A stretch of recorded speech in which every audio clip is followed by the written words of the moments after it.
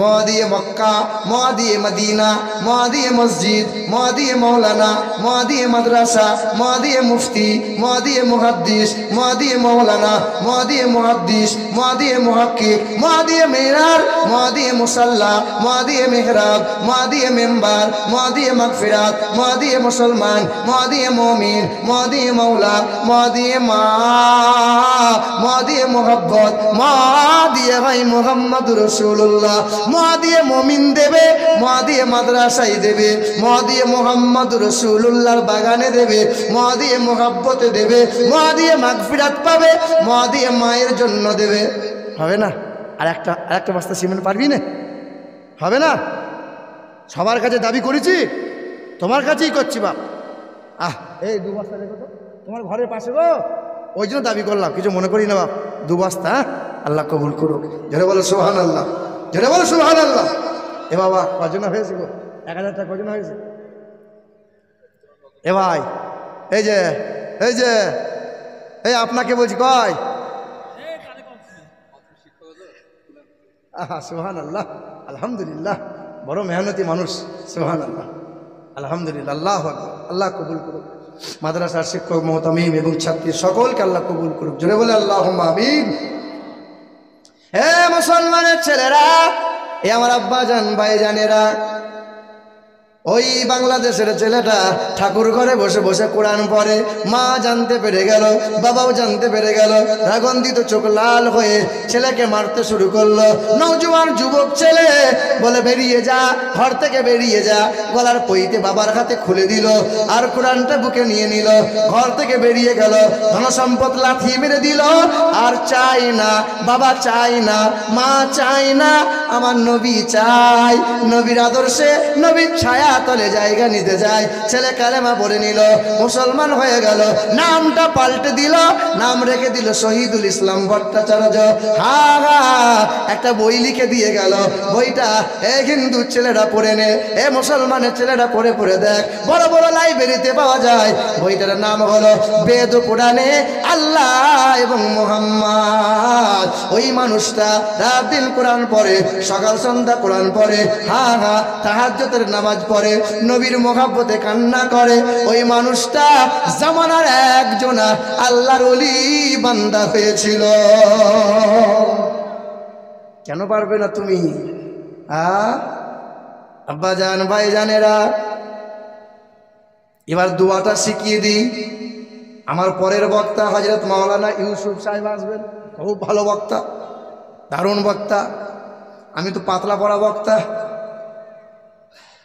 হুজুর কেমন মোটা সোটা বটে নাকি কিরকম দেখেন? আমার পরের হুজুর আসবে। বাবারা ভাইরা আমার, কে কে যাদের সংসারে অভাব, যাদের সংসারে উন্নতি হয় না, যাদের সংসারে টাকা জমে না, কার কার এই দোয়া দরকার? হাত তোলেন। কার কার দরকার এই দোয়াটা? দরকার? বাবা কোরআন শরীফের পারা কয়টা বলেন তো? বলেন তো কয়টা পারা? 30টা পারা। আব্বা আমি 500 চাইবো না, 1000 চাইবো না। আব্বা 100 টাকা দিবি, 30 জন মানুষ, 30টা মানুষ।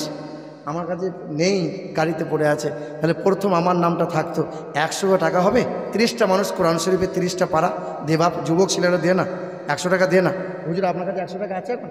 আচ্ছা দেন তো, দেন তো, 100 টাকা দেবেন, এই দোয়াটা শিখিয়ে দেবো, ঝরম করে কাজ হয়ে যাবে ইনশাল্লাহ। দেন তো। বাবা 100 টাকা দেন না, আছে 100 টাকা দেন।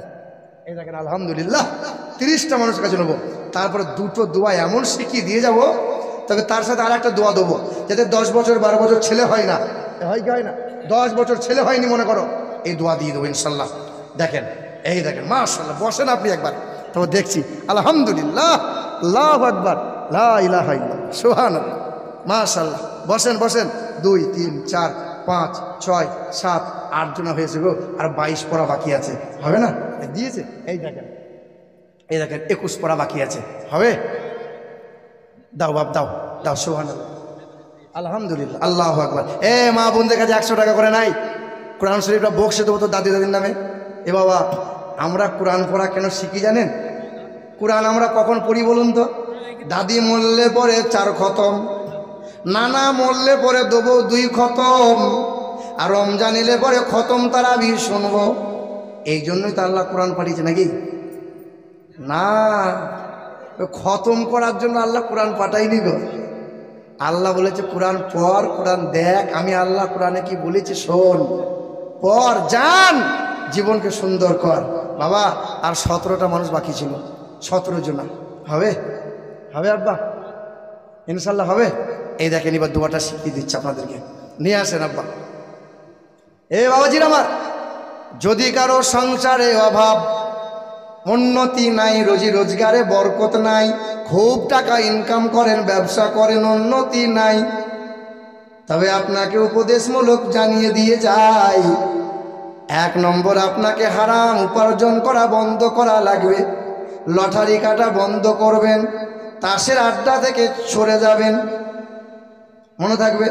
2 নম্বরে নামাজি হয়ে যান, আর এই দোয়াটা বারবার সকাল সন্ধ্যা চলাফেরা করা অবস্থায় পড়ে পড়ে যান। এবার রেকর্ড করে নেন, অন্তরে বসিয়ে নেন এই দোয়াটা। আল্লাহ সংসারে ঋণ রাখবে না, আল্লাহ সংসারে উন্নতি বরকতে মালামাল করবে, কোথা দিক দিয়ে যে আল্লাহ বরকত দেবে। এ দেখেন দোয়া, আল্লাহুম্মা গফিনি, বলেন আল্লাহুম্মা গফিনি বিহালালিকা আন হারামিকা ওয়া আগনিনি বিফাদলিকা আম্মান সিওয়াক। আবার বলছি, আল্লাহুম্মা গফিনি বিহালালিকা আন হারামিকা ওয়া আগনিনি বিফাদলিকা আম্মান সিওয়াক। ইয়া আর রাজ্জাকু, ইয়া আর রাজ্জাকু, ইয়া আর রাজ্জাকু। এই দোয়া বেশি বেশি করে পড়বেন, চাষ করবেন পড়বেন, ব্যবসা করবেন পড়বেন, আল্লাহ আপনার সংসারে ঋণ থেকে মুক্তি দিয়ে আল্লাহ ব্যবসায় এবং সংসারে উন্নতির আর রুজি রোজগারে বরকতে মালামাল করে দেবেন ইনশাআল্লাহ। আর একটা দোয়া শিখিয়ে দিই, শেখাবো। এই যে তাবিজ পড়া লোক দিন রাত তো মৌলবীকে খোঁজা মাঝে, হুজুর তাবিজ দেন একটা, হ্যাঁ না? আমার কাছে চাচি আসছে, চাচি বলছে হুজুর টাকা লাই, দেশি মুরগির 2টো ডিম ছিল নেন, আর আমার ছেলেকে কিন্তু তাবিজ দেন, ছেলেকে বশ করতে হবে। 8 কোটি বহুমা এসে ছেলেকে পুরো হাতে করে দিয়েছে। হ্যাঁ এ বাবা, আর আপনাকেই করতে হবে না। দেখেন সেটা হলো আল্লাহ রসুল আমার অজু বানাচ্ছিলেন, অজু। এই হাদিসটা বলি, আমি সমাপ্ত করব, হযরত এসে গেছেন। হ্যাঁ, নবী আমার অজু বানাচ্ছিলেন। নবীজির এক নিকটতম সাহাবী, যার নাম ছিল সালমান ফারসি। কি নাম? সালমান ফারসি। আল্লাহর নবীর নিকটে এসে ঝরঝর করে কাঁদছেন। নবী অজুটা করলেন, অজু করার পরে নবীজি দাঁড়াইয়ে সালমানের গায়ে হাতটা বোলালেন। সালমান, কাঁদছো কেন বাবা, কাঁদছো কেন বাবা? সালমান ফারসি ঝরঝর করে কাঁদে। নবীকে বলেন, ইয়া রাসূলুল্লাহ, আমার ছেলেটা অসুস্থ, ছেলেটা কয়েক মাস ধরে বিমারি অবস্থায় পড়ে আছে। প্রতিদিন নামাজ পড়তে আসি, প্রতিটা ওয়াক্তে ছেলেটাকে সাক্ষাৎ করি, ছেলেটা আব্বু বলে ডাকে, ছেলেটার দিকে আমি চেয়ে থাকি, ছেলেটা আমার দিকে চেয়ে থাকে। আজকে জোহরের নামাজ পড়তে এসেছি, ছেলেটার কথা বললো না, একবার আব্বু বলে ডাকলো না, মনে হয় যেন ইয়া রাসূলুল্লাহ ছেলেটার বাঁচবে না। আল্লাহ নবী বললেন, সালমান চলে যাও, সালমান একটু বাটি নিয়ে এসো। সালমান ফারসি একটু বাটি নিয়ে এলেন, বাটিতে পানি নিলেন। আল্লাহ নবী গুনগুন করে পড়লেন কি, যেটাকে আল্লাহর চেয়ার বলা হয়, কুরসি বলা হয়, আয়াতুল আয়াতুল আয়াতুল কুরসি।